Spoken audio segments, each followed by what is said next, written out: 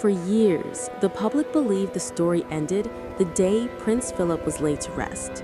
The ceremonies were dignified, the tributes were powerful, and the royal family moved forward with that quiet resilience they've perfected over generations. But inside palace walls, some stories don't end with funerals.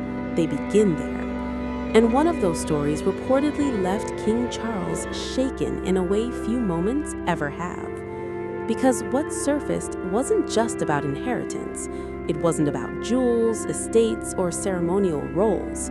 It was about a final decision, a deeply personal choice made by Prince Philip before his death, one that, according to royal whispers, placed Prince Edward at the center of something far more meaningful than anyone expected. And if you think this is just another royal rumor, think again. This is the kind of revelation that makes historians pause, insiders go quiet, and palace dynamics suddenly make a lot more sense. The moment reportedly began with a document, not a public announcement, not a press briefing, just a will. Prince Philip's last will, sealed and protected as royal wills always are, hidden from the public eye for decades. But within royal circles, information has a way of traveling slowly, carefully through trusted voices and private conversations. And that's when the unexpected detail emerged. Philip had named Prince Edward as the sole heir to a significant part of his personal legacy. Not Charles, not William, Edward. Now pause for a second and let that sink in, because in a family built on hierarchy, tradition, and order, decisions like that don't happen randomly. They carry meaning, they carry intention, and most of all, they carry emotion. King Charles, by this point, had already stepped into the most demanding role of his life, leading the monarchy, balancing public opinion, navigating generational change, every move scrutinized, every decision analyzed. And then, suddenly, he learns that his father, the man who shaped the modern monarchy from behind the scenes, had quietly placed extraordinary personal trust in Edward. Not as king, not as successor, but as guardian of something private, something symbolic. And insiders say that realization hit hard.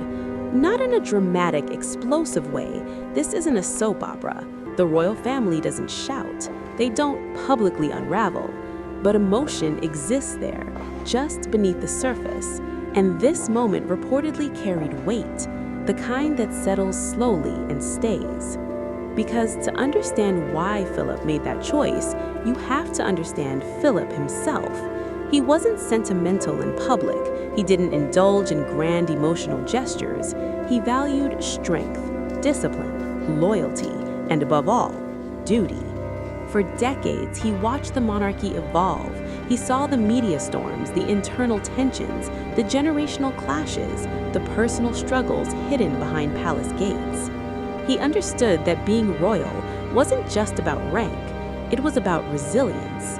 And Edward, in many ways, represented that resilience. He was never the headline prince, never the rebellious one, never the future king. He operated quietly, supporting the queen, maintaining royal initiatives, staying close to the core of duty rather than the spotlight. Some called him overlooked, others called him underestimated. But Philip saw something else: consistency, reliability, calm in the middle of chaos. In Philip's final years, those qualities mattered more than ever. The monarchy was facing pressure from every direction: public scrutiny, shifting traditions, internal fractures. The world was changing fast, and the royal institution was being forced to adapt. Philip, always the strategist, reportedly became reflective, observing more, speaking less, measuring people not by their titles, but by their actions. And Edward kept showing up, quietly, steadily, without needing attention. While Charles prepared for the throne and William stepped into global leadership, Edward remained grounded, focused on the Duke of Edinburgh Award, supporting the Queen during her final years, and maintaining stability behind the scenes.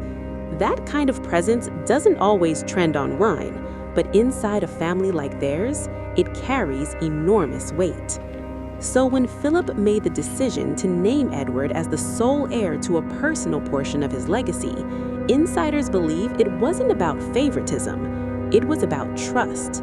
Deep, earned, unspoken trust. And when Charles reportedly learned about the full extent of that decision, it triggered something complex. Not resentment, not rivalry, but reflection. Because being king comes with a strange paradox. You hold the highest authority, and yet there are moments when personal connections feel distant, when duty overshadows family, when leadership demands emotional restraint. And this was one of those moments, a reminder that even a future king was still a son, still someone shaped by a father's expectations, still someone wondering, quietly, what certain choices meant. Royal historians often point out that monarchies survive not just through power, but through invisible relationships, the bonds, loyalties, and personal beliefs that never appear in official records. This will may have been one of those invisible threads, not changing the line of succession, not disrupting the institution, but revealing something deeper about how Philip saw his sons. Charles carried the crown's future, William carried the public's hope, and Edward carried something more private, something rooted in Philip's personal philosophy. Since Philip's passing, royal watchers have noticed subtle shifts, Edward stepping into more visible roles, increased responsibilities, a growing presence during key royal events. Not dramatic, not loud, but steady, almost as if a silent transition had taken place. And Charles, now firmly in his role as king, appears to have embraced that steadiness. There's no sign of division, no public tension. If anything, the royal structure looks more unified.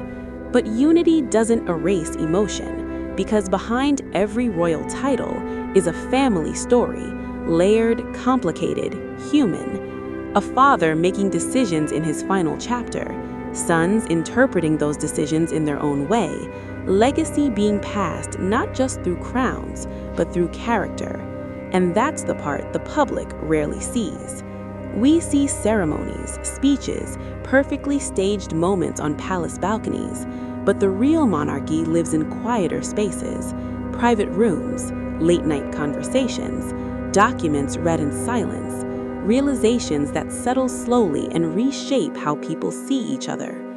Prince Philip understood that better than anyone. He spent a lifetime balancing public image with private truth, and in the end, it seems he made one final decision that reflected exactly who he was: measured, intentional, deeply personal. Not about who ruled, but about who carried his values forward. And that may be the detail that truly shook Charles. Because legacies aren't always about power. Sometimes they're about recognition, about a father seeing something in a son that doesn't need headlines or applause. Something steady, something enduring, something that survives long after the ceremonies end.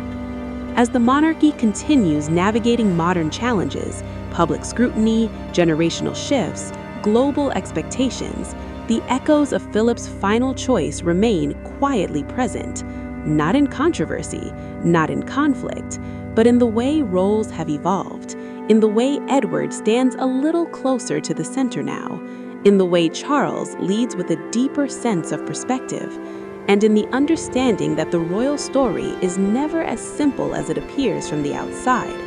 Because at its core, this isn't just about kings and princes, it's about a father, his sons, and a lifetime of unspoken understanding. It's about trust built over decades, and a final decision that continues to ripple through the monarchy long after the ink dried. The public may never see the full contents of Philip's will. It may remain sealed for generations, protected by royal tradition, but the impact of it, that's already being felt. In quiet ways, in subtle changes, in the invisible balance between duty and family. And maybe that's exactly how Philip wanted it. Not a dramatic revelation, not a public spectacle, just a final message delivered through choice rather than words, a reminder that behind the crown there is always a story, and this one is far from over.